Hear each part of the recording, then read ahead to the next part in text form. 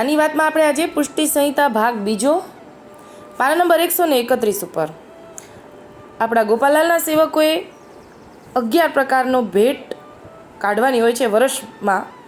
એ આપણને ઠાકોરજીએ મોરારદાસને નિમિત્ત બનાવીને આજ્ઞા કરી છે. એ આપણે આજે વાંચશું. પાના નંબર 131 ભાગ બીજો પુષ્ટિ સંહિતા. મોરારદાસે પૂછ્યું, ભેટ ધરવાના પ્રકાર કેટલા છે એ સમજાવવા કૃપા કરો, જેથી જીવને પ્રાપ્ત થાય અને તે સર્વના ધ્યાનમાં રહે, જેથી ભાવનાની શુદ્ધતા વધે એ પ્રકાર કહો. ત્યારે શ્રીજીએ કહ્યું, પ્રથમ કૃષ્ણાવતારમાં ગોપીજનોથી સ્નેહનું દાન લીધું અને ગોપીજનોનું કાર્ય સિદ્ધ કર્યું. એટલે પૂર્વે કૃષ્ણાવતારમાં ઠાકોરજી જ્યારે કૃષ્ણાવતારમાં હતા ત્યારે ગોપીજનો પાસેથી દાણ લેતા. દાણ એટલે કે કર, ટેક્સ, દાણ લેતા. સ્નેહનું એટલે કે પ્રેમનું દાણ લેતા. તે જ ગોપીજનોને વચન આપ્યું. તે બધા તમો પ્રજમાં પ્રગટ થયા છો. એટલે કે એ જ ગોપીજનોને ઠાકોરજીએ ત્યારે કૃષ્ણાવતારમાં વચન આપ્યું, એ બધા ફરીવાર પ્રજમાં પ્રગટ થયા છે.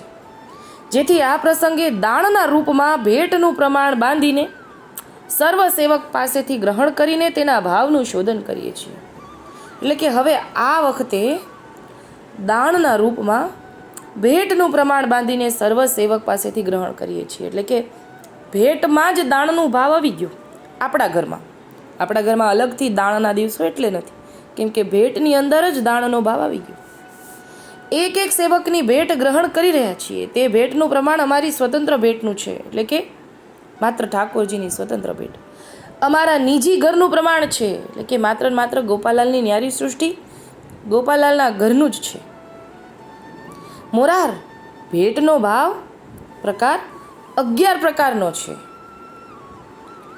દાદાજીને બતાવ્યું છે. સેવકા નામ યથાલોકે વ્યવહાર પ્રસિદ્ધિયતિ. હવે 11 પ્રકારની ભેટમાં ઠાકોરજી શરૂઆત કરે છે કે પ્રથમ શ્રીજીના જન્મોત્સવની, એટલે કે ઠાકોરજીના 3 જન્મોત્સવની ભેટ કાઢવી જોઈએ. બીજી દિવાળીની હટરી, નૂતન વર્ષ, ફૂલડોળ, અક્ષય તૃતીયા, રથયાત્રા, હિંડોળામાં પધારે ત્યારે, મંડપની, મનોરથમાં, કાર્યમાં શ્રી યમુનાજીના પેપાન સમયે, બાળકોના જન્મ થતાં, નામકરણ વખતે. બાળકોના જન્મ થતાં પછી અલ્પ વિરામ છે, એટલે કે જન્મ થાય ત્યારે પણ અને નામકરણ કરીએ ત્યારે પણ, એ બાળક શરણદાન પામે ત્યારે પણ, અંત સમયે પણ, એટલે ચાલવાનું થાય ત્યારે પણ, શ્રીજીને પોતાના ગ્રહે પધરાવે એ સમયે સર્વ કાર્ય પ્રથમ ભેટ ધરીને પછી સેવકોએ કરવું. તે સમર્પણનો ભાવ થયો જાણવો. એટલે કે જ્યારે ઠાકોરજીને ઘરે પધરાવીએ ત્યારે સૌથી પહેલાં ઘરે પધરાવીએ ત્યારે ભેટ કાઢવી અને પછી બધું કાર્ય કરવું. એટલે કે આ સમર્પણનો ભાવ થયો જાણવો. આ ઉત્સવ જેટલા આપણને ઠાકોરજી આજ્ઞા કરી એ બધા ઉત્સવમાં આપણે ભેટ ધરવાની હોય છે.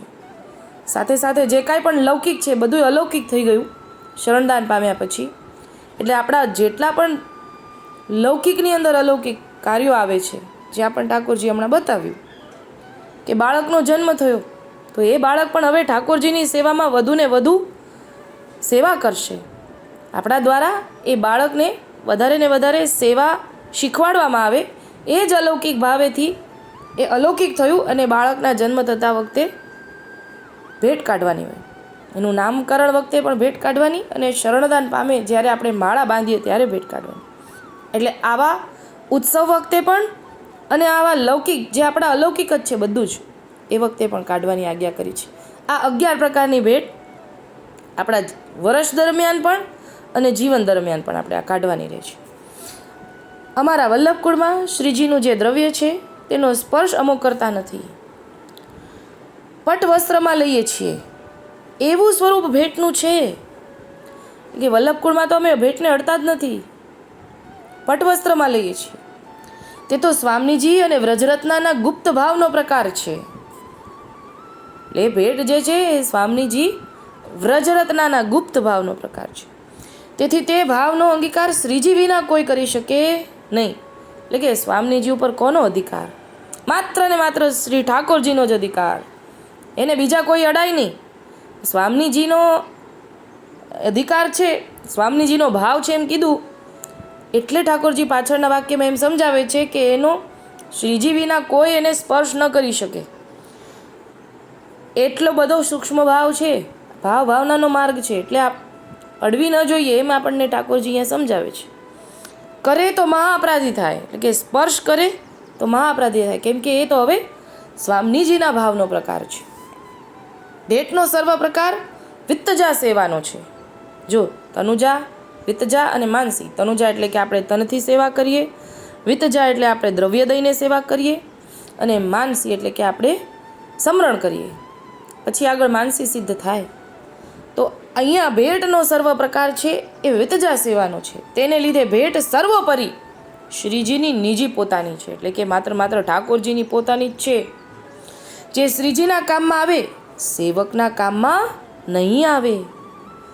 એટલે આ ભેટ ગોકુળની છે, ઠાકોરજીના ઘરની છે, બીજા કોઈના કામમાં ન આવે. માત્ર ઠાકોરજીના અર્થે જ છે, ઠાકોરજીને જ કામમાં આવે.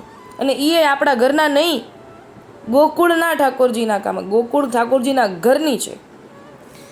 અમોએ જે સેવન તમને પધરાવી આપ્યું છે, જે સેવકને ઘરે સેવાય છે, એની આગળ જે ભેટ ધરે છે તે પણ ચરણ ભેટ શ્રીજીની જ થાય છે.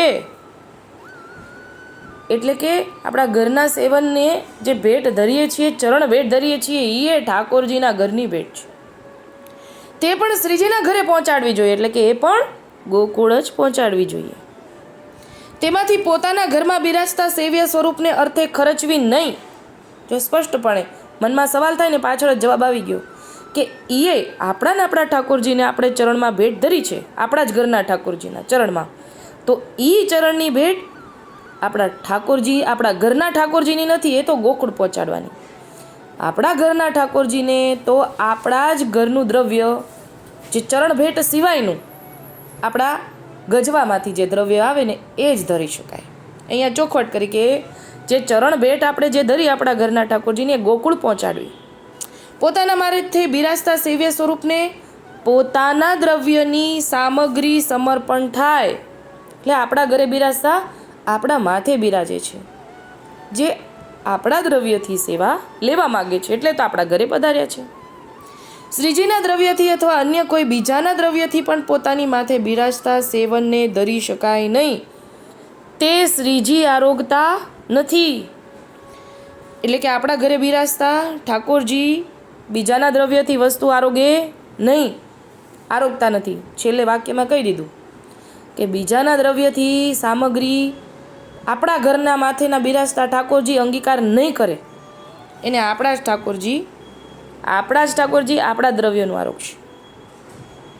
મોરાર, તમે અમને ઠાકોર કરીને જાણો છો, તો જે ભેટ અમારા ચરણમાં ધરી એ તો સ્નેહના રૂપમાં ધરી, તે તો બંને ભાવની ધરી, તે તો શ્રી ઠાકોરજીની, શ્રીજીની પોતાની ઠરી. તે સેવકને કાંઈ કામમાં આવે નહીં. એટલે કે સમર્પણનો ભાવ છે અને સ્નેહનો પણ ભાવ છે, એ ઠાકોરજીને જ કામમાં આવે, બીજા કોઈને એમાં મનમાં લાવવું નહીં. ભેટનો સર્વ પ્રકાર જાણીને રહેવું. શ્રીજીના દ્રવ્યમાં કોઈ દિવસ મન ચલાયમાન ન કરવું. એટલે એકવાર ઠાકોરજીને ધરી દીધું, એ ઠાકોરજીનું, પછી હવે આપણે નહીં, એ ગોકુળ જ પહોંચે નહીં ત્યાં સુધી આપણે એમાં મન ચલાયમાન ન કરવું. જે કરશે એ અમારો નથી એમ સમજવું. તેનું મુખ શ્રીજી ક્યારેય જોતા નથી, તે તો મહા અપરાધી છે, તે નિશ્ચય માનજો. આ હતા ભેટના પ્રકાર. આપણે ગોપાલાલજીના સેવક થયા છીએ, તો આ પ્રમાણે આપણે ભેટ કાઢવી જોઈએ. અત્યારે આટલું જ બોલીને મારી નાની વાતને વિરામ આપું છું. બોલો શ્રી ગોપાલ લાલ કી જય.